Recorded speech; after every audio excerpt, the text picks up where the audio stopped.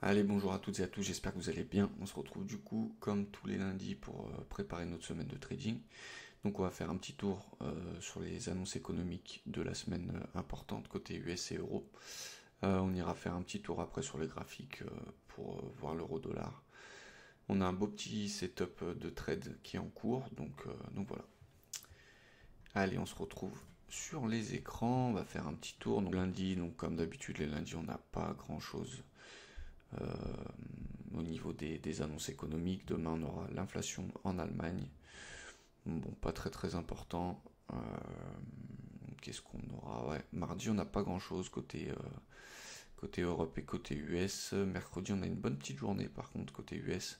On aura tout ce qui est inflation, donc l'inflation CPI. Donc on a l'accord et la normale entre guillemets. Donc je rappelle l'accord, c'est l'inflation sous-jacente, donc hors énergie et alimentation. Donc voilà, c'est celle-là qui a un petit peu plus regardé au niveau de la Fed. Jeudi, comme je vous ai dit, du coup, grosse journée côté Europe. À 14h15, on aura les décisions de la BCE sur les taux d'intérêt. Donc il faut savoir que là, le marché price à 83%, une baisse de taux de 0,25%. Voilà. Donc je pense que c'est ce qui arrivera. De toute façon, l'euro est déjà assez bas. Je pense pas que la BCE veuille s'amuser à baisser de 0,50% et plomber l'euro encore un peu plus. Voilà, donc pour la zone euro. Pour les États-Unis, donc comme toutes les semaines, inscription hebdomadaire au chômage. Prix à la production, donc prix à la production c'est assez important pour prévoir l'inflation. Après, vu que la veille on aura déjà eu l'inflation qui est tombée, je pense pas que ça va énormément faire bouger le marché. Je pense plus que c'est les inscriptions hebdomadaires au chômage qui risquent de bouger un petit peu. Et vendredi, on a l'inflation France ou anticipation de baisse de taux côté de la Fed. Donc on est à 87% qui anticipe une baisse de taux. Donc ce sera la semaine prochaine. Ça a pas mal bougé la semaine dernière à ce niveau-là. On a commencé la semaine, on était aux alentours des 70. On est monté aux alentours des 90. Et là, voilà, on se stabilise autour des 87%.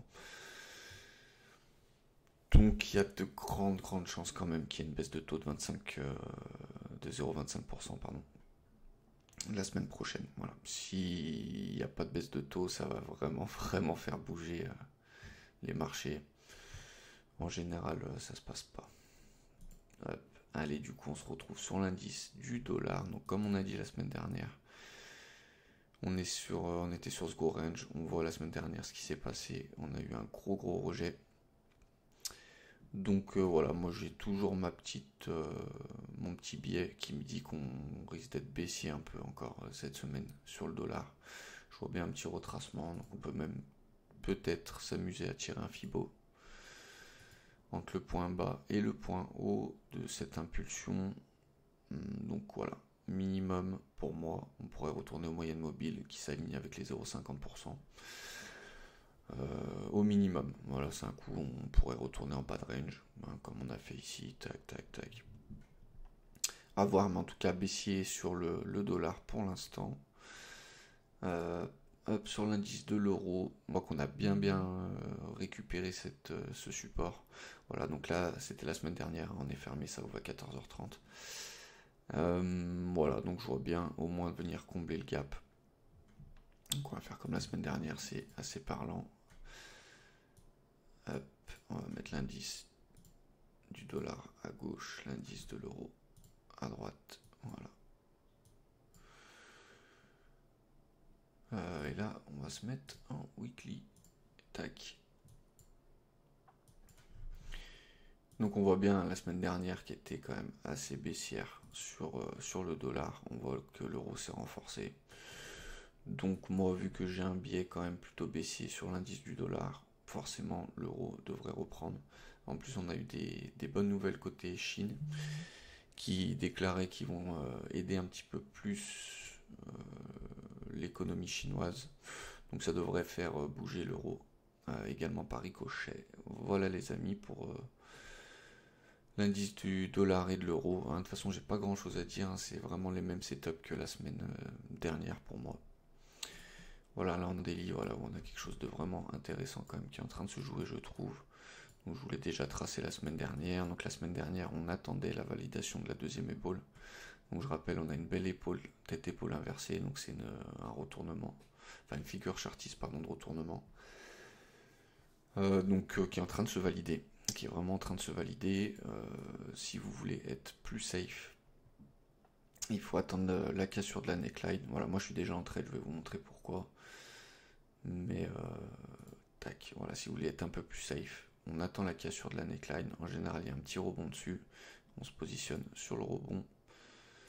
On se met le stop pareil en dessous de la deuxième épaule. Et puis on target, du coup, c'est c'est toute l'amplitude qu'il y a entre la tête et la neckline qu'on reporte au-dessus. Voilà, donc la target est ici. Un joli trade à 2,26. Si jamais, moi je me suis déjà positionné parce que en 4 heures, il y a quelque chose de vraiment sympa qui s'était passé. Donc voilà, on retrouve notre épaule, tête-épaule, qui se valide limite comme ça, avec le double bottom qui est magnifique. On a le RSI qui est plus haut, donc on voit que le momentum est présent. Voilà, on a cassé la neckline du W. Je vais vous le tracer si vous voulez, pour que ce soit plus parlant. Donc tac, on a notre W qui est là, notre neckline qui est au milieu, paf. Donc moi j'ai attendu la cassure et je suis rentré en fait juste là, paf. Donc pareil avec exactement la même cible. Hop.